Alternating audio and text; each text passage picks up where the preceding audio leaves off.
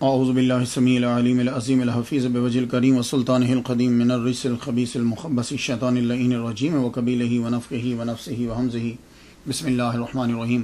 تمام نبیوں کے سردار حضرت محمد صلی اللہ علیہ وآلہ وسلم اور تمام مذاہب کے سردار دین اسلام کے پیروکاروں، سلام علیکم طبتم۔ اللہ تعالیٰ کا بڑا ہی کرم ہے کہ آج کی گفتگو جو ہے وہ 40ویں مرحلے میں داخل ہو گئی۔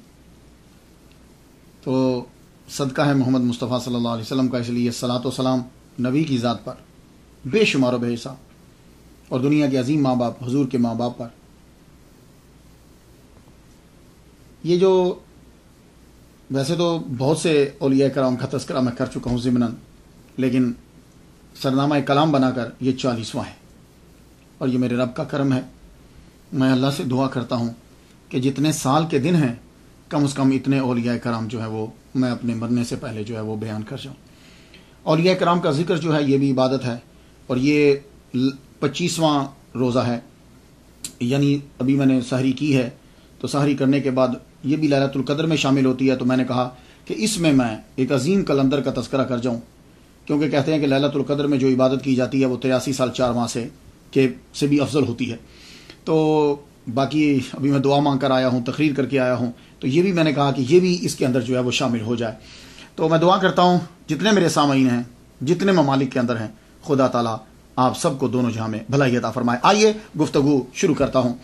آج کا سرنامہ کلام 40ویں مرحلے میں داخل سرنامہ کلام جو ہے وہ یہ ہے: حضرت شمس بن محمد بن علی بن ملک داد تبریزی قلندر رحمۃ اللہ علیہ۔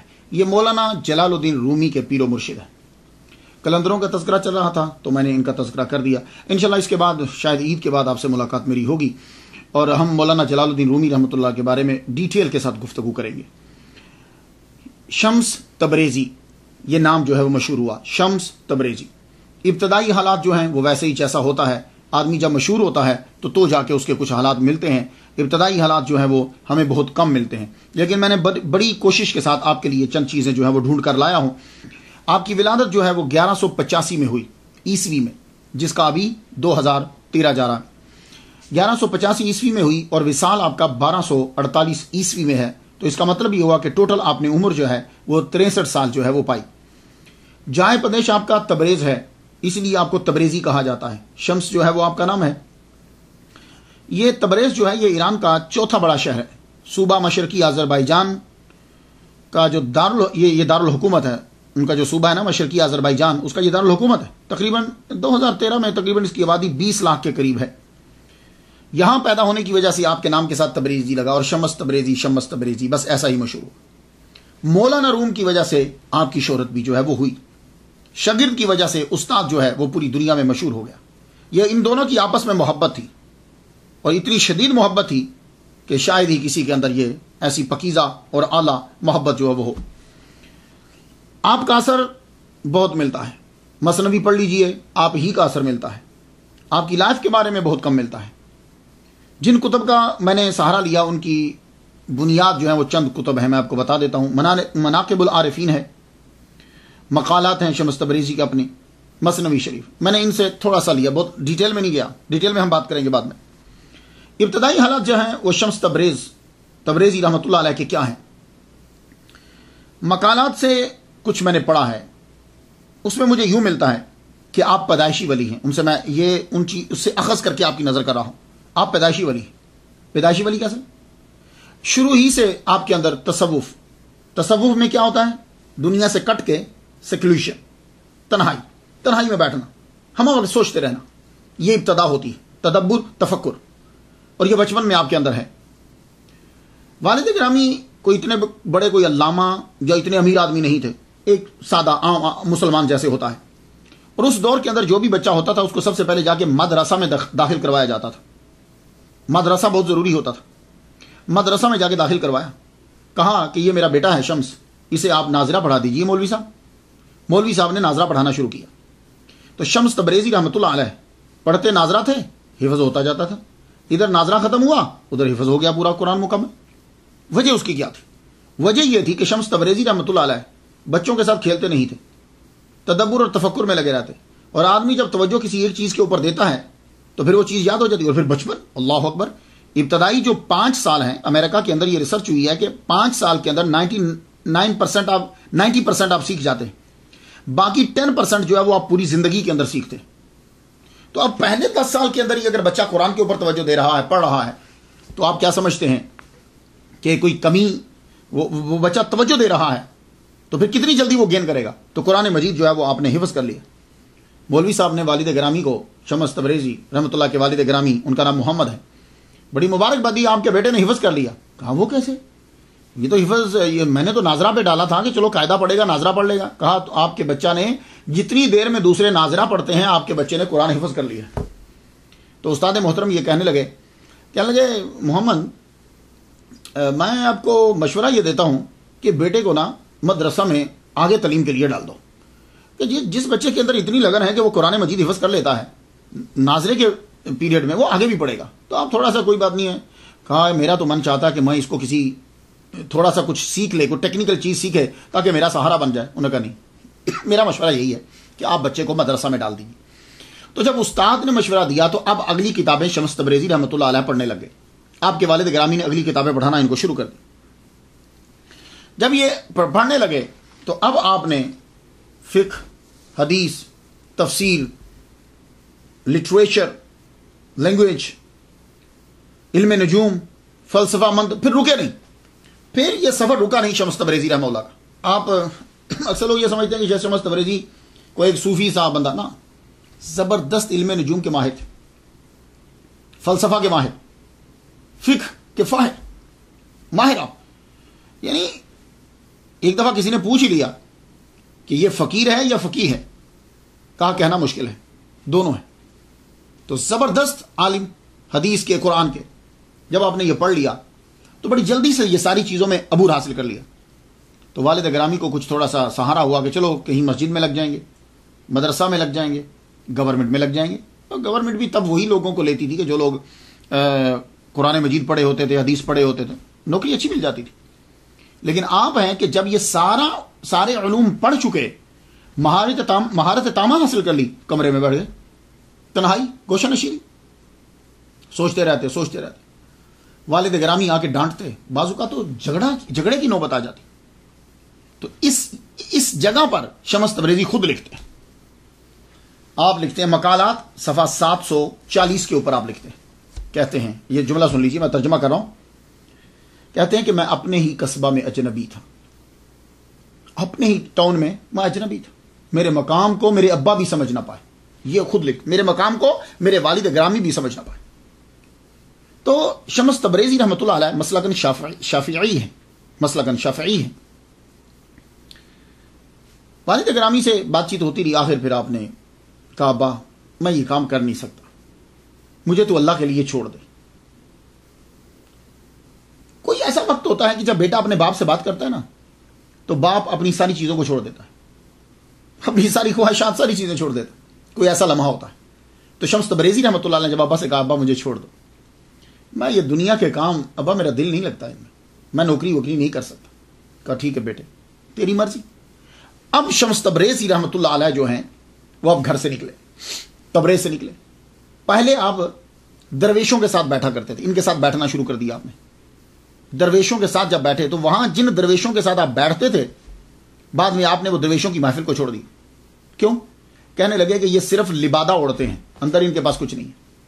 اور یہ بڑا نازک مرحلہ ہوتا ہے، ہمارے ساتھ بھی ایسا ہی ہوتا ہے۔ ہم کسی گروپ کو بہت اچھا سمجھ کر اس کے ساتھ بیٹھنا شروع کرتے ہیں، جب ہم فری ہو جاتے ہیں تو پتہ چلتا ہے کہ حقیقت ان کے اندر نہیں ہے، صرف پگڑیاں ہیں، جبے ہیں، اندر کچھ نہیں ہے۔ تو یہی شمس تبریزی رحمۃ اللہ علیہ کے ساتھ ہوا۔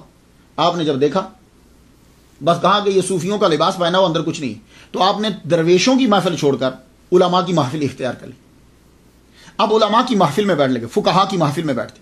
لیکن کمال یہ تھا شمس تبریزی رحمۃ اللہ علیہ کا کہ اکثر جب ہم لوگوں کو کچھ آتا ہو نا، تو ہم کسی جگہ بیٹھ جائیں تو اپنا اظہار ضرور کرتے ہیں۔ اس کی میں آپ کو ایک سمپل مثال دیتا ہوں۔ آپ کسی مسجد میں اگر مولوی ہیں، مسجد میں مولوی ہیں یا آپ حافظ ہیں، تو اگر کوئی آدمی آپ سے مسئلہ پوچھے اور جو آپ کے ساتھ کھڑا ہے اس کو وہ مسئلہ آتا ہو، یا آپ سے کوئی آیت پوچھے اور اس کو وہ آیت آتی ہو، تو آپ کے بتانے سے پہلے وہ بول پڑے گا کہ تاکہ پتہ چلے کہ مجھے آتا ہے۔ تو शम्स तबरेज़ी रहमतुल्लाह अलैह का ये कमाल है कि उलामा की महफिल में बैठते, महारत हर सब्जेक्ट पे, लेकिन मजाल है कि किसी को पता चल जाए कि ये भी अल्लामा है, इन्हें सब कुछ आता है। उलामा की महफिल के अंदर आप बैठने लगे, लेकिन खुद को छुपा के रखते। अब मौलाना शम्स तबरेज़ी रहमतुल्लाह अलैह के पास, शम्स तबरेज़ी रहमतुल्लाह अलैह के पास कितना इल्म है। अब मैं दीवाने शम्स नहीं पढ़ना चाहता, मैं मकालात नहीं पढ़ना चाहता, मैं उनकी शायरी नहीं पढ़ूंगा, मैं एक जुमला बोल दूंगा और उस जुमले से अंदाजा लगा लीजिए कि शम्स तबरेज़ी रहमतुल्लाह अलैह के पास कितना इल्म है। भाई उनका दीवाना वो है कि जिनके दीवाने रूम वाले थे। खलकत जिनकी दीवानी हो, जब वो तुम्हारा दीवाना हो जाए तो क्या बात है। मौलाना जलालुद्दीन रूमी रहमतुल्लाह इनके दीवाने हैं, बस इससे अंदाजा लगा लो कि इल्म कितना होगा। और खुद उन्होंने मसले को जो है वो हल कर दिया एक जगह के ऊपर। कहने लगे शम्स तबरेज़ी रहमतुल्लाह अलैह के पास कितना इल्म है तुम अंदाजा नहीं लगा सकते। बस एक मिसाल दी, कहने लगे जो आदमी उनके दरूस को अटेंड करता है, जो आदमी उनके महाफिल को, उनकी महाफिल को अटेंड करने लग जाता है, तो फिर वो तसव्वुफ में और इल्म में जितने आला मकाम पर फायज होगा वो खुद को कम तर समझने लग जाए। मैं कहता हूं कि अब इस जुमले के बाद मुझे जरूरत नहीं कि मैं दीवाने शम्स पढ़ूं फारसी का, ना, मुझे जरूरत नहीं है कि मैं कोई और अशार का सहारा लूं। कि जब मौलाना जलालुद्दीन रूमी रहमतुल्लाह अलैह ने कह दिया कि कोई कितने ही आला मर्तबे पर फायज हो, चंद दिन जब उनकी महफिल में बैठने लग जाता है तो बैठने के बाद वो ये इकरार करता है कि मैं कमतर दर्जे पे था। अल्लाह अकबर, वाह शम्स तबरेज़ी रहमतुल्लाह अलैह। तसव्वुफ बचपन ही से था। आदमी थोड़ा इधर जाता है इधर जाता, लेकिन अपने सही रास्ते पे फिर आ जाता है। आपकी मुलाकात एक रोज शेख अबू बकर से हुई, तो उनका एक अपना स्टाइल था तसव्वुफ में। ये तबरेज के जिला चरनदाब में रहते थे शेख अबू बकर सिलाबाव। इनसे मिलना था कि जज्ब की कैफियत तारी हो गई। ये आगाज हो रहा है इल्म के बाद। तो चरनदाब में जब इनसे मुलाकात होती है तो अब आपके ऊपर एक अजीब कैफियत तारी होगी। एक तसव्वुफ की नई चीज आपने सीखी जो आगे चलकर मौलाना जलालुद्दीन रूमी रहमतुल्लाह अलैह के सिलसिले में चली है और आपने उनको भी सिखाया। उसके बाद आपने फुकहा की महफिल को छोड़ दिया, उलमा की महफिल को छोड़ दिया। अब फिर दोबारा वापस शेख अबू बकर रहमतुल्लाह अलैह की महफिल में आकर, उसके बाद शेख रुकनुद्दीन की महफिल, फिर उसके बाद जब बाबा कमालुद्दीन जुंदी की महफिल में बैठते हैं, कमाल जुंदी की महफिल में, अल्लाह अकबर जल्ला शाह, बस फिर तो समझिए कि बुलंदी ही बुलंदी। उनकी महफिल में जब गए 40 रोज तक कुछ ना खाते, रोजा चलता आपका। तन्हा रहना तो बचपन ही से था, अब कलंदराना सिफात, लिबास भी कलंदराना हो गया, अब गुफ्तगू भी कलंदराना हो गई, अब कलंदर का रंग चढ़ गया। तो आपने कभी यहां कभी वहां, जैसे कलंदर नोमैडिक लोग जो हैं, कलंदर में आपको उनकी एक सिफत बता चुका हूं कि वो एक जगह पे रुकते नहीं हैं। स्याह कलर का लिबास पहनना शुरू कर दिया, एक जगह से दूसरी जगह, दूसरी जगह से तीसरी जगह, सफर करते करते आप बगदाद पहुंच गए। शम्स तबरेज़ी रहमतुल्लाह अलैह मौलाना रूम के पीर बगदाद पहुंच गए। बगदाद जब पहुंचे तो वहां शेख औखादुद्दीन, ये कलंदर से मुलाकात हुई। शेख रुकनुद्दीन, शेख मोहिउद्दीन अरबी की भी सोबत में रहे हैं, इनकी भी, आप भी कलंदर थे, ये शेख औखादुद्दीन जो है। और ये समा के दीवाने थे। मैं आपको बता चुका हूं कि समा और कवाली, मौजूदा कवाली के अंदर बहुत फर्क है, कपड़े चौक कर लेते। और ये ऐसे जो कलंदर जो इस साइड के हैं ना ये सारे, और उस दौर के जो हैं, जैसे शाह औहदुद्दीन हैं और ये शम्स तबरेज़ी रहमतुल्लाह अलैह हैं, इसके अलावा और जो पीर हमें मिलते हैं, इनका जो असल मसला क्या था कि ये जमाल मुतलक को सूरत मुक़य्यद में देखते थे। ये भी एक इस्तिलाह है, ये एक तसव्वुफ के अंदर एक कैफियत है कि जमाल मुतलक को सूरत मुक़य्यद में देखना। इसको मैं सादा लफ्जों में बताऊं, वहदतुल वजूद कह लीजिए। यानी उनको उसकी सूरत हर शय में नजर आती है, और जो शय नजर आती है और खास तौर पर खूबसूरत चीजों में उसका जमाल नजर आता है। लेकिन इसका मतलब यह नहीं होता कि वो लोग बुरे हैं या उनकी नीयतें बुरी हैं, ना, ऐसा कभी नहीं होता। तो ये शेख औहदुद्दीन जो हैं, इनका भी यही था कि ये जमाल मुतलक को सूरत मुक़य्यदा में देखते थे। लोगों ने इन पर एतराज करना शुरू कर दी। लेकिन इस सूरत के अंदर बड़ा नाजुक मरहला होता है, ये बात याद रखिएगा कि पीर तो शायद गुजर जाए, लेकिन आने वाले जो लोग हैं वो शायद तमाशबीनी शुरू हो जाए, ये बड़ा मुश्किल हो जाता है। تو تانوں کا نشانہ بن جاتا ہے آدمی، اس کے اندر بڑا مشکل ہوتا ہے۔ یہ کیا کرتے تھے کہ سما کے دیوانے تھے، اور جب سما عروج پہ ہوتا تو یہ اپنے کپڑوں کو چاک کر لیتے۔ کپڑے جب چاک کرتے تو پھر کوئی بھی وہاں لڑکا جو ہے وہ کھڑا ہوتا تو آپ اپنے سینے کو اس کے سینے کے ساتھ ملاتے، اس کے چہرے میں گم ہو جاتے آپ۔ تو لوگوں نے جو ہے وہ یہ کہا کہ یہ آدمی ٹھیک نہیں ہے۔ تو ایک مرتبہ بغداد جب آپ پہنچے تو ایک شہزادے کو معلوم ہوا کہ آپ سما کے اندر جو ہیں کپڑے چاک کر لیتے ہیں اور لڑکے سے اپنا سینہ جو ہے وہ ملا دیتے۔ اس نے کہا میں جاؤں گا سما کے اندر، جب شیخ اوحد الدین رحمۃ اللہ علیہ، میں جاؤں گا، یہ جب سما کے اندر ہوں گے تو اگر یہ ایسی حرکت کریں گے میں ان کی گردن کاٹ دوں گا۔ وہ جو ہی سما شروع ہوا آپ کھڑے ہوئے، جب آپ کھڑے ہوئے تو وہ شہزادہ بیچ میں آیا محفل میں، جب آیا تو آپ نے اس وقت جذب کی کیفیت طاری ہوئی تو آپ نے ایک شعر پڑھا، اس کا ترجمہ کہتے ہیں میرے لیے سر کو خنجر سے کٹوانا آسان ہے، دوست کی آرزو پوری ہو جائے تو سر کیا چیز ہے، دوست کی آرزو پوری ہو جائے سر کیا شے ہے۔ بس یہ جملہ کہنا تھا کہ وہ شہزادہ آپ کے قدموں میں گر گئے۔ تو کچھ یہ صوفیاء جو ہیں یہ توحید میں کہتے ہیں کہ کامل ہوتے ہیں، اس لیے جمال مطلق کا مشاہدہ صورت مقیدہ میں کرتے ہیں۔ یہ اعلیٰ مقام تو ہے لیکن بڑا نازک ہے۔ آپ خود شاعر بھی تھے، اپنی کتاب مصباح الارواح میں اپنے عقیدہ کو واضح کرتے ہیں۔ تو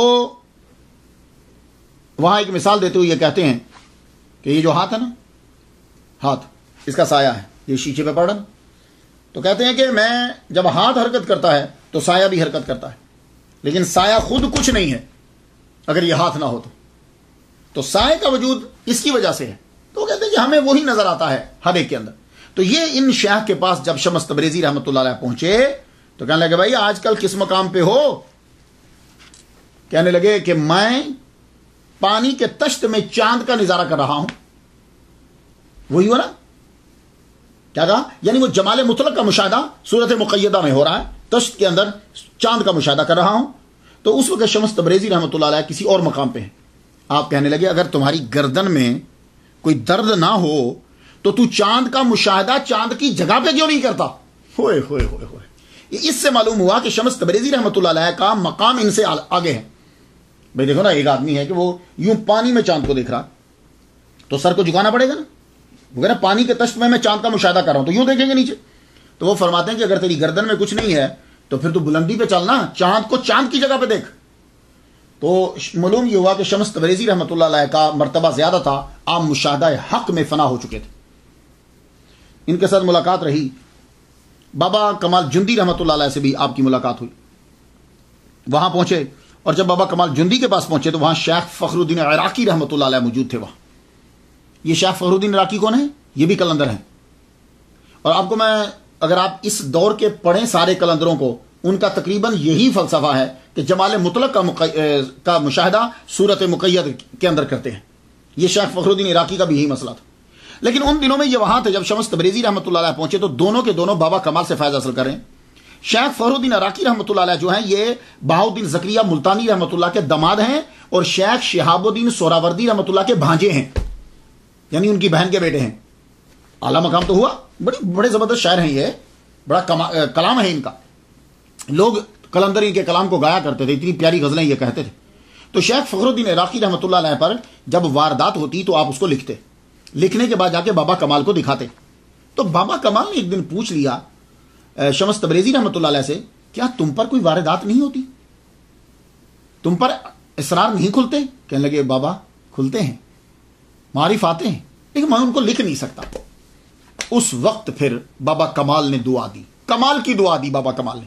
کہنے لگے شمس تبریزی سے کہنے لگے جاؤ، اللہ تعالیٰ تجھے ایک ایسا عطا فرمائے گا دوست کہ جو تیرے اسرار کو، تیرے معارف کو الفاظ کا لباس پہنا دے گا۔ یہ دعا تھی بابا کمال کی۔ کہنے لگے ٹھیک ہے بابا، پھر میں چلتا ہوں، میں اسے پھر تلاش کرتا ہوں کہ جو میرے اسرار کو، میرے دل میں چھپے ہوئے خزانے کو لفظوں کا لباس پہنا دے اور دنیا کو پتہ چل جائے۔ اس کے بعد مثنوی، یہ مثنوی وہ اسرار الرموز ہے کہ جن کو مولانا روم نے لفظوں کا لباس دے دیا۔ اب بابا کمال سے آپ چلے، وہاں یہ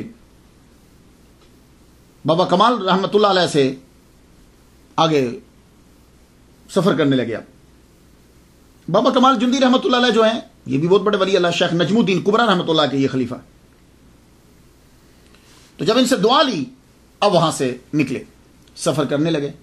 تو شمس تبریزی رحمۃ اللہ علیہ کا طریقہ کار یہ تھا کہ آپ جب سفر کرتے تھے تو کسی جگہ پہ جب جاتے تھے تو خانقاہ میں نہیں رکتے تھے، مسجد میں نہیں رکتے تھے، سرائے میں، ان میں رکتے تھے، ان INN سرائے میں رکتے تھے. سرائے میں کیوں رکتے تھے؟ سرائے میں کرایہ دینا پڑتا تھا. اب وہاں پہنچتے ان کو بتاتے بھائی میں تاجر ہوں، مجھے کرایہ پہ کمرہ چاہیے، تو سرائے میں کمرہ لے لیتے.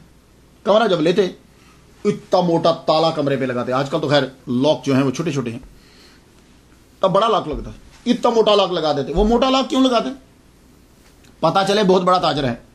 تو شمس تبریزی رحمۃ اللہ کے پاس ہوتا کیا اندر؟ چٹائی. پرانی مسجدوں کے اندر چٹائی دیکھی ہم نے، ابھی بھی شاید کسی مسجد کے اندر پڑی ہو. وہ چٹائی اندر ایک سمپل چٹائی اندر ہوتی، بعد اتنا موٹا تالا لگا ہوتا کہ معلوم پڑے کہ بہت بڑا تاجر ہے. تو آپ جب جاتے تو کسی جگہ مختصر قیام کرتے شمس تبریزی رحمۃ اللہ علیہ، اور کسی جگہ آپ 3 ماہ قیام کرتے. اور جہاں 3 ماہ سے زیادہ جہاں آپ نے قیام کرنا ہوتا تو وہاں کیا کرتے؟ وہاں آپ بچوں کو پڑھاتے. تو بچے کو جب پڑھاتے تھے 3 ماہ کے اندر بچوں کو قرآن مجید یاد کروا دیتے. یہ آپ کی برکت تھی. جب وہ بچہ پڑھ لیتا اس کے ماں باپ خوش ہو کر کچھ آپ کو دیتے، آپ فوراً سرائے کرایہ اس کا دے دیتے. اور اگر آپ نے 3 ماہ سے کم شمس تبریزی رحمۃ اللہ علیہ نے قیام کرنا ہوتا تو پھر وہ ٹراؤزر ٹائز جو ہوتے ہیں، یعنی جس کو ہزار بند بھی آپ کہہ سکتے ہیں، وہ جو ہے نا وہ بیچتے، ان کو بیچ کر کرایہ ادا کرتے. تو سر چھپانے کے لیے اور کھانے کے لیے آپ کام کرتے، کسی سے بھیک نہیں مانگتے تھے، کسی سے کچھ مانگتے نہیں تھے. اور خانقاہ میں بھی نہیں ٹھہرتے تھے، کیونکہ خانقاہ کے اندر لوگ آ کے خیرات دیتے ہیں. سرائے کے اندر ٹھہرتے تھے، ان کے اندر، یعنی جسے آپ ہوٹل کہہ سکتے ہیں آج کے دور میں، موٹل یا ہوٹل کہہ سکتے ہیں. سفر کرتے کرتے آپ ارزنجان میں پہنچے. ارزنجان یہ علاقہ اب ترکی میں شامل ہے.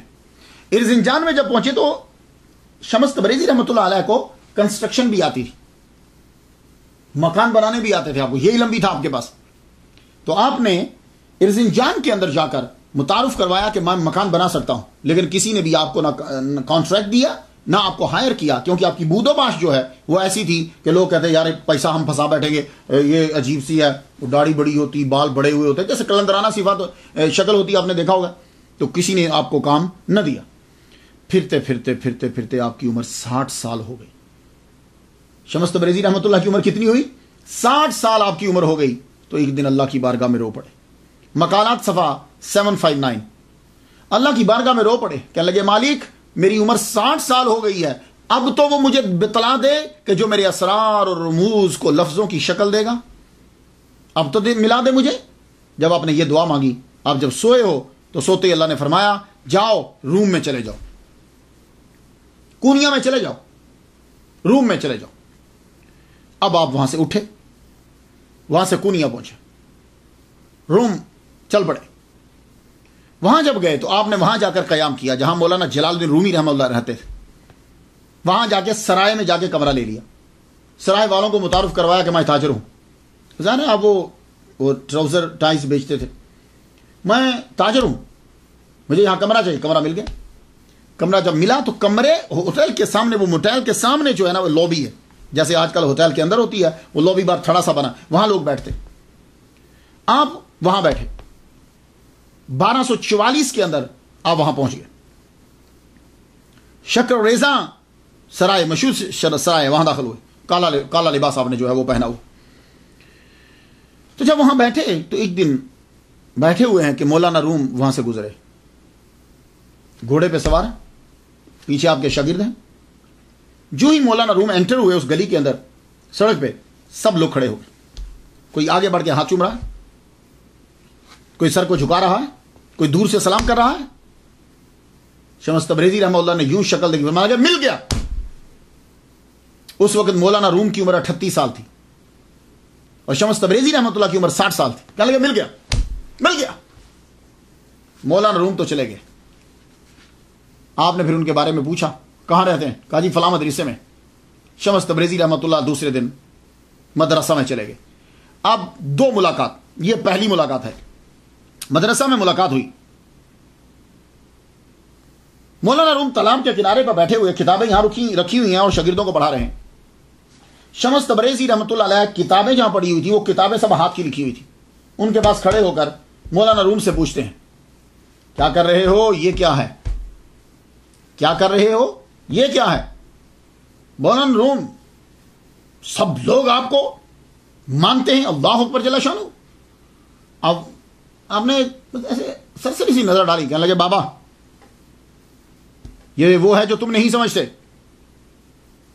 یہ وہ ہے جو تم نہیں سمجھتے۔ اچھا، پڑھانے میں بیزی ہو گئے، پڑھانے لگے۔ اب کتابوں پہ نظر نہیں، انہوں نے ساری وہ کتابیں اٹھا کر تالاب میں پھینک دی۔ جب کتابیں تالاب میں پھینک دی، اب ان کی توجہ گئی، یہ کیا ہوا؟ ان کتابوں میں ان کے ابا کی لکھی ہوئی، مولانا جلال الدین رومی رحمۃ اللہ کے ابا کی لکھی ہوئی ہاتھ کی کتابیں اور بہت سے نسخے۔ آپ یہ دیکھنا تھا۔ اسی وقت آپ نے فرمایا، او بابا تو نے یہ کیا کیا؟ یہ کیا کیا تو نے؟ تو نہیں جانتا کہ تو نے کتنی عظیم اور مہنگی کتابیں جو ہیں وہ ضائع کر دی؟ شمس تبریزی رحمۃ اللہ علیہ اب جب شاگرد بھی آگے بڑھے، وہ بھی غصے میں ہیں، قریب تھا کہ وہ کچھ کر بیٹھتے۔ شمس تبریزی رحمۃ اللہ علیہ نیچے بیٹھے، ہاتھ آگے بڑھایا، وہ جو پانی تھا تالاب کے اندر آپ اتر گئے، تالاب کے اندر اتر گئے، تالاب بڑا ہوتا ہے نا، اس کے اندر اتر کر نیچے سے کتابیں اٹھا کے یوں یوں پکڑا رہے ہیں، جھاڑ جھاڑ کے، یہ لو یہ لو یہ لو یہ لو۔ تو ساری کتابیں بجائے اس کے کہ اس سے پانی کے قطرے نکلیں، ان سے دھوڑ نکل رہی ہے، ساری کتابیں پکڑا دی۔ مولانا روم کی آنکھیں بھی کھلی کی کھلی رہ گئی، کہنے لگے بابا یہ کیا ہے؟ آپ نے فرمایا یہ وہ ہے جسے تو نہیں سمجھتا۔ اتنا کیا کہ آپ وہاں سے چل پڑے، اتنا کہنا تھا کہ آپ وہاں سے چل پڑے۔ یہ ایک ملاقات ہو چکی۔ ابھی آپ نے سرائے چھوڑا نہیں ہے، لابی کے اندر دوسرے دن پھر وہاں بیٹھ گئے۔ مولانا روم گزرے، جب مولانا روم گزرے ایک دن تو شاگرد بھی آپ کے ساتھ ہیں۔ شمس تبریزی رحمۃ اللہ علیہ ایک دم سامنے آ گئے، ایک دم سے سامنے آ کر لجام کو پکڑ لیا، لگام جسے آپ کہتے ہیں، لگام کو پکڑ لیا۔ لگام کو جب پکڑا تو کہنے لگے مولانا ایک مسئلہ بتا دیجئے۔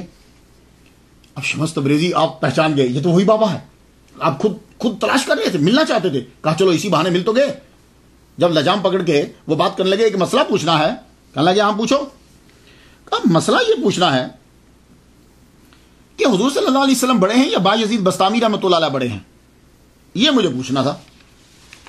آپ نے فرمایا بابا یہ تو بچہ بھی جانتا ہے کہ حضور صلی اللہ علیہ وآلہ وسلم افضل ہیں۔ تو کہنے لگے پھر اچھا، اگر حضور پاک افضل ہیں تو پھر حضور پاک نے تو یہ فرمایا کہ ما عرفنا کا حتی معرفت کا، اے اللہ جیسے حق ہے ہم تجھے نہیں پہچان پائے۔ اور بایزید بستامی کہتے ہیں کہ سبحانی معظم الشانی وانا سلطان السلاطین، میں پاک ہوں، میری بڑی شان ہے اور میں بادشاہوں کا بادشاہ ہوں۔ یہ کیوں کہا؟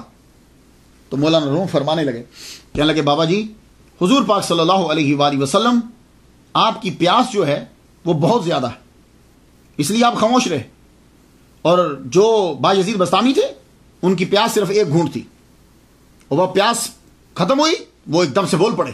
محمد مصطفیٰ صلی اللہ علیہ وسلم کا سینہ علم نشرح لک صدرک، اور آپ کا سینہ بڑا تھا، زمین و آسمان سے بھی بڑا تھا، اور جتنا فیض آپ کو ملتا جا رہا تھا وہ فیض کم تھا، اس لیے آپ نہیں بولے۔ یہ کہنا تھا کہ شمس تبریزی رحمۃ اللہ علیہ نیچے دھرم سے گر گئے۔ مولانا روم رحمۃ اللہ علیہ نے اپنے شاگردوں سے یہ کہا کہ بابا کو اٹھا کے مدرسہ لے چلو۔ بابا کو اٹھا کے مدرسہ لے کر گئے۔ جب بابا کو ہوش آیا تو تب شمس تبریزی رحمۃ اللہ علیہ کا سر مولانا روم کی گود میں تھا اور آپ ان کے چہرے کو صاف کر رہے تھے۔ اللہ اکبر، اللہ، بس ان کا اٹھنا تھا۔ شمس تبریزی رحمۃ اللہ اٹھے، بس ہاتھ پکڑ کے مولانا روم کو مدرسہ سے نکال کے لے گئے، مدرسہ سے نکال کر دور لے گئے، شہر سے دور، لوگوں سے دور۔ 3 ماہ تک تنہائی میں رکھا، 3 ماہ تک شمس تبریزی رحمۃ اللہ علیہ نے تنہائی میں رکھا، آنکھوں سے بیٹھ کے وہ فیض پہنچایا۔ 3 ماہ کے بعد جب واپس آئے تو مولانا روم کی دنیا بدل چکی تھی۔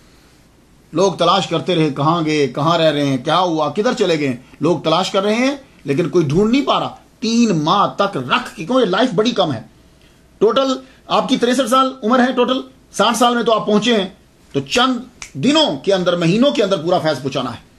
3 ماہ کے اندر رکھ کر وہ فیض پہنچایا، بلندیوں تک پہنچا دی۔ اب مولانا روم نے لوگوں سے باتیں کرنا چھوڑ دی، واز چھوٹ گیا، پڑھانا چھوڑ دیا، بس دیوانوں کی طرح پھرنے لگ گئے، جذب کی کیفیت آری رہتی، سما۔ اور شمس تبریزی رحمۃ اللہ علیہ نے جو خاص چیز آپ کو دی وہ تھا یہ گھومنے والا مراقبہ۔ آپ نے میڈیٹیشن ہمیشہ وہ سنا ہوگا کہ جس میں بالکل آدمی موشن لیس ہو جاتا ہے اور ایک کارنر کے اندر بیٹھ کر، سیکلوشن کارنر میں بیٹھ کر آدمی بس یوں آنکھیں بند کر کے بیٹھا ہو۔ شمس تبریزی رحمۃ اللہ علیہ نے مولانا روم کو ایک اور دے دیا مراقبہ میڈیٹیشن۔ وہ میڈیٹیشن جو ہے وہ گھومنے ہے، اس کے اوپر میں ڈسکس کروں گا، اگلا ہمارا جو ٹاپک ہے اسے ضرور سنیے گا۔ تو یہ جو ہے وہ ایک نئی چیز دے دی۔ اب آپ ہر وقت جو ہے، میں اس کو لفظ دمال تو نہیں کہوں گا لیکن سمجھانے کے لیے آپ وجد میں رہتے، لوگ آپ کے دشمن ہو گئے، شاگرد شمس تبریزی رحمۃ اللہ کے دشمن ہو گئے، اور بیٹے بھی آپ کے دشمن ہو گئے، لوگ بھی دشمن ہو گئے۔ لوگوں کا جب اعتراض بڑھ گیا تو فرمایا تم کیا جانو شمس کو، کیا ہیں؟ شمس تبریزی بنور ذوالجلال در دو عالم مایا اقرار است، وہ حق کے نور سے منور ہیں، ان کی وجہ سے ہمیں یقین کی دولت ملی، وہ ہمارے دونوں جہاں میں سرمایہ ہے۔ تو جب لوگوں نے زیادہ تنگ کرنا آپ کو شروع کر دیا تو مارچ 1246 میں شاگردوں، خاندان والوں کی بدتمیزیوں کی وجہ سے شمس تبریزی رحمۃ اللہ علیہ روم کونیا چھوڑ کر سیریا دمشق چلے گئے، شام میں چلے گئے، ایک دم غائب ہو گئے۔ بڑا ڈھونڈا آپ کو۔ مولانا کی حالت ایسی ہو گئی کہ جیسے ایک بچہ اپنی ماں کے ساتھ جا رہا ہو نا میلے میں، تو ماں بچھڑ جائے تو بچہ جیسے رو رہا ہوتا ہے نا، کہ بس ایسی حالت ہو گئی جیسے ماں بچھڑ گئی۔ آپ کو کچھ سوجے ہی نا۔ ایک سال کے بعد 1247 میں اپریل میں جا کے پتا چلا کہ مولانا شمس تبریزی رحمۃ اللہ علیہ کو دمشق کے بازار میں دیکھا گیا ہے۔ ایک سال کے بعد پتا چلا۔ اب مولانا روم نے کیا کہا؟ سونا، چاندی، زیورات، بڑی ساری چیزیں دے کر اپنے بیٹے سلطان ولد بہاؤالدین جن کا نام تھا اصل میں، اسے کہا بیٹے جاؤ، جتنا کچھ نچھاور کرنا پڑے نچھاور کر دو، اور جا کے شمس تبریزی رحمۃ اللہ علیہ کو واپس لے کر ان کے نالین کا رخ جو ہے وہ روم کی طرف موڑ دو۔ اور سنو، غور سے سنو، جب تم جاؤ گے دمشق کے بازار میں، وہ مشہور سرائے جو ہے، اس سرائے کے اندر وہ تمہیں ملیں گے، محلہ صالحیہ کی مشہور سرائے ہے، وہاں تمہیں ملیں گے، شطرنج کھیل رہے ہوں گے ایک فرنگی لڑکے کے ساتھ۔ اور سنو، وہ دونوں جب اس شطرنج میں اگر لڑکا جیت جاتا ہے تو وہ ان کے منہ پہ تھپڑ مارتا ہے، وہ خود جیت جاتے ہیں تو اس سے سکے لیتے ہیں۔ تو تم اس حالت کو دیکھ کر لڑکے کو کچھ نہ کہنا، کیونکہ وہ بھی اعلیٰ مقام پر ابھی پہنچنے والا ہے، تو یہ وہ خود کر رہے ہیں، تم چپ رہنا، اور جس طرح بن پڑے تم وہاں سے شمس تبریزی رحمۃ اللہ کو روم میں لے آؤ۔ یہ پہلی دفعہ بچھڑنا ہے اور آپ ان کو بلا رہے ہیں۔ جب وہاں پہنچے آپ کے بیٹے، یہ بہاؤالدین جو آپ کے صاحبزادہ ہیں سلطان ولد، یہ جب پہنچے وہاں تو واقعی انہوں نے وہی دیکھا کہ باہر بیٹھے شطرنج ہو رہا ہے، اور وہ فرنگی لڑکا کیا کرتا ہے، جب وہ جیتا ہے تو آپ کے منہ پہ تھپڑ مارتا ہے، تماچے مارتا ہے، اور جب آپ جیتے ہیں تو آپ اسے سکے لیتے ہیں۔ جو ہی یہ مولانا روم کے بیٹے وہاں پہنچے، انہوں نے اپنا سر جھکا دیا، سر جھکایا، سارے قافلے والوں نے سر جھکا دیا۔ وہ لڑکا دیکھ کر حیران رہ گیا، یہ اتنے بڑے بزرگ ہیں، میں ان کو کلندر اور بیوقوف اور پاگل سمجھ رہا ہوں، اور پاگل سمجھ کر میں ان کے منہ پہ تماچے مار رہا ہوں کہ جیسے پھرنے والے عام لوگ ہوتے ہیں۔ جب اس نے دیکھا کہ اتنے بڑے لوگ ان کے آگے سر جھکا رہے ہیں، وہ بھی قدموں میں گر گیا، اپنا جتنا تھا مال، جو چیز تھی، سب نچھاور کر دی۔ آپ نے فرمایا ہمیں تمہارا مال نہیں چاہیے۔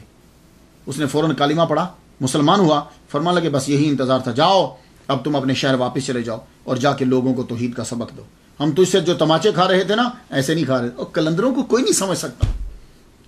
آج کا پینٹ شرٹ پہن کر وہ آدمی اگر مسجد میں خطبہ دے رہا ہے اور سمجھے کہ وہ شمس تبریزی رحمۃ اللہ تو سمجھ پائے گا، ایسی بات نہیں ہے۔ یہ کس رنگ میں جا رہے ہیں، اب دیکھو پہلے اس سے تماچے کھا رہے ہیں۔ فرمایا جاؤ، ہم نے تمہیں بہت اعلیٰ مقام پر فائز کر دیا، تم اپنے علاقے کے کتب ہو، جاؤ چلے جاؤ، اب جا کے توحید کی تبلیغ کرو۔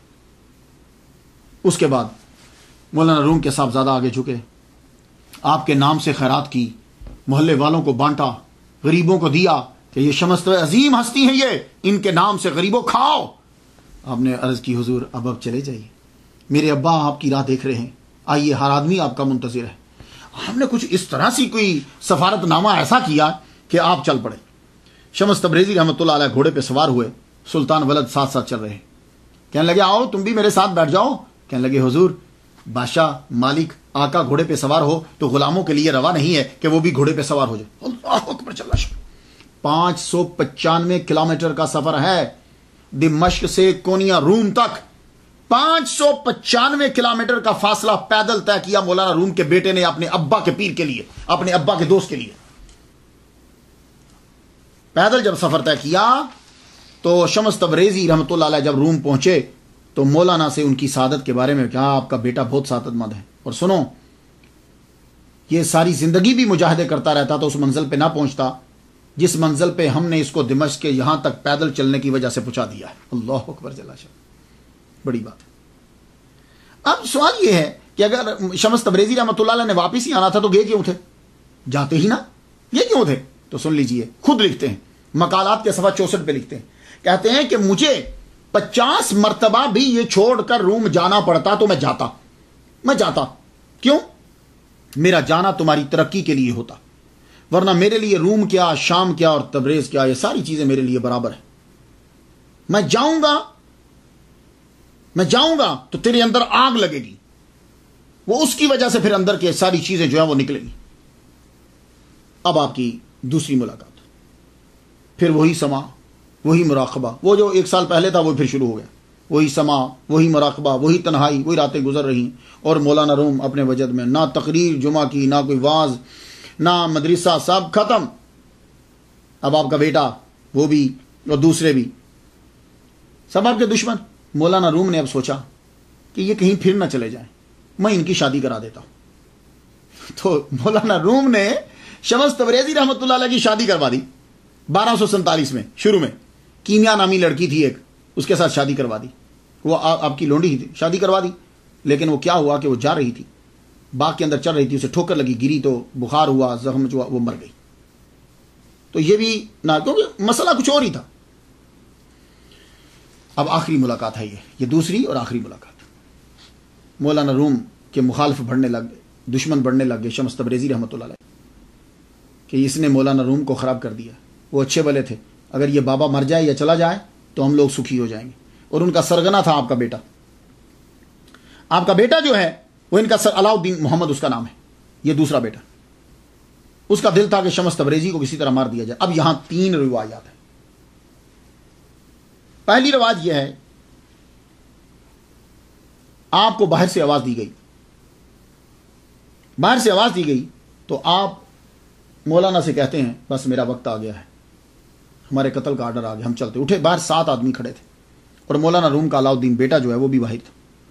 جو ہی آپ نکلے انہوں نے حملہ کیا, آپ نے ایک دم سے نعرہ مارا. جب نعرہ مارا تو وہ سب بے ہوش ہو گئے.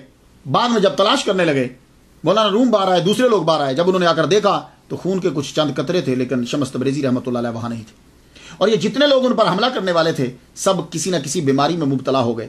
اور آپ کا بیٹا بھی جو ہے وہ شدید بیماری میں مبتلا ہوا, اس کے بعد وہ مر گیا, لیکن مولانا روم اس کے جنازے میں شامل نہیں ہوئے. یہ ایک روایت.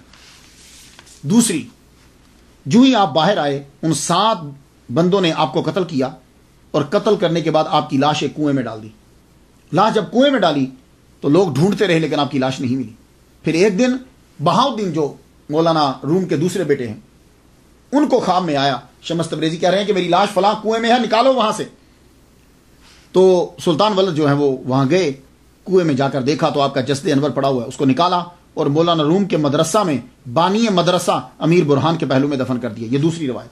تیسری روایت, جو ہی آپ کو قتل کرنے کے لیے باہر بلایا گیا, آپ پہلے ہی کہہ چکے تھے سلطان ولد سے, بہاؤدین سے پہلے ہی کہہ چکے تھے, سنو یہ اب کے لوگ بدتمیزیاں کر رہے ہیں نا تمہارے خاندان والے, یہ مدرسے کے لوگ, اور دوسرے اب کی بار میں غائب ہوا نا تو اب میں کہیں سے ملوں گا نہیں, ایسا غائب ہوں گا دوبارہ ہاتھ نہیں آؤں گا. یہ بھی ایک روایت ہے. تو جو ہی لوگوں نے باہر بلایا اور آپ کو قتل کرنا چاہا تو آپ ایک دم سے غائب ہو گئے, پھر نہیں کسی کو ملے. اب مولانا روم کی حالت غیر ہو گئی, آپ نے سب سے رابطہ ختم کر لیا. حالت سنبھلی تو اپنے قریبیوں کا ایک گروپ بنا کر مولانا روم دمشق پھر گئے دوبارہ کہ میں اپنے پیر کو ڈھونڈوں, لیکن وہ وہاں نہیں ملے. 2 مرتبہ مولانا روم سیریا شام جو ہے وہ گئے. کیوں گئے؟ آپ کو یقین تھا کہ وہ قتل نہیں ہوئے. تو یہ آج تک معمہ ہی رہا ہے کہ مولانا روم کے پیر شمس تبریزی قتل ہوئے کہ نہیں ہوئے. پھر 25 سال کے بعد 1273 میں مولانا روم کا بھی وصال ہو گیا، 25 سال کے بعد. لیکن جو انہوں نے آگ لگانی تھی وہ مولانا روم کو لگا کے جو ہے وہ چلے گئے. تو شمس تبریزی رحمۃ اللہ علیہ کا روزہ کہاں ہے؟ اسی لیے اختلاف ہو گیا. کیوں؟ پتہ ہی نہیں چلا. اب جو ان کی قبر ملتی ہے ایک کہتے ہیں کہ یہ اعزازی قبر ہے ان کی، اور آپ کے قبر کا تعین نہیں ہے. یقینی طور پر کدھر ہے؟ ایرانیوں کے مطابق وہ خوئی میں ہے. یہ کونیا اور تبریز کی راہ کے اندر راستہ آتا ہے، وہاں وہ بڑی شاندار بنی، آپ سے دیکھیے گا کبھی، بڑی شاندار قبر بنائی. کہتے ہیں یہ اعزازی قبر ہے، جیسا کہ علامہ اقبال کی قبر روم کے اندر بھی ہے. ویسے تو علامہ اقبال کی قبر جو ہے نا وہ باشی مسجد کے ساتھ ہے نا، لیکن وہاں بھی ہے، وہ اعزازی قبر ان کی ہے. تو کہتے ہیں کہ یہ جو قبر ہے شمس تبریزی رحمۃ اللہ علیہ کی ایران کے اندر، یہ اعزازی قبر ہے ایرانیوں کے مطابق. تو ایک ہوئی کے اندر، ترکی میں مولانا روم کی قبر کے احاطہ میں بھی قبر ہے شمس تبریزی رحمۃ اللہ علیہ کی. 2 کرم وہاں زیارت کے نام سے ایک جگہ ہے، کہتے ہیں یہ شمس تبریزی کی یہاں قبر ہے. یہ پاکستان سے جب چائنا کی طرف جاتے ہیں بائی روڈ، کہتے ہیں کہ وہاں ان کی قبر ہے. ملتان میں ایک ہے شاہ شمس تبریزی کا مزار ہے، وہ بڑا مشہور ہے، اہل تشیع کا اس کے اوپر ہولڈ ہے، انتظام و انصرام انہی کا ہی ہے. تو کہتے ہیں لیکن اس کے بارے میں کلیئر ہے کہ وہ اصل میں سید ہیں، سید شمس تبریزی سبزواری رحمۃ اللہ علیہ ہیں. وہ سید، ان کی ایک علیحدہ ڈیٹیل کبھی بیان کروں گا میں. وہ یہ شمس تبریزی یہ نہیں ہے، مولانا روم کے پیر و مرشد نہیں ہے. تو ملتان لیکن مشہور ہے، لوگ کہتے ہیں کہ یہ بھی ان کی. حقیقت یہ ہے کہ 3 نام ہیں اور 3 شخصیات ہیں: شمس تبریزی قلندر مرشد مولانا روم کے، شمس سبزواری جن کا ملتان پاکستان ملتان کے اندر جن کا روزہ ہے، اور اسماعیلی امام شمس الدین. یہ 3 ہیں، 3 شخصیات ہیں. تو شمس تبریزی رحمۃ اللہ علیہ جو ہیں وہ دنیا سے رخصت ہو گئے. آپ کی قبر مختلف جگہوں پہ ملتی ہے، لیکن وہ چونکہ مختلف نام ہیں، نام ملتے جلتے ہیں، اس لیے ان کو شمس تبریزی ہی بولنے لگ گئے. مولانا روم کے جو پیر و مرشد ہیں ان کی قبر اعزازی ہے اور بنا دی گئی، ورنہ یہی ہے کہ آپ ایسے پھر غائب ہوئے، اور اس کے بعد آپ کے غائب ہونے کے بعد جو 25 سالہ عرصہ ہے، اس 25 سالہ عرصہ کے اندر مولانا جلال الدین رومی رحمۃ اللہ علیہ نے پھر کمال کے کلام لکھا، اور وہ کلام آج تک پوری دنیا کے اندر مشہور ہے، اور اس میں آپ نے اپنے پیر کی بڑی جو ہے وہ تعریف کی ہے. میں تو شمس تبریزی رحمۃ اللہ علیہ کا فاتحہ پڑھ چکا، آپ لوگ بھی فاتحہ پڑھ دیجیے گا. اجازت دیجیے. وآخر دعوانا الحمدللہ رب العالمین.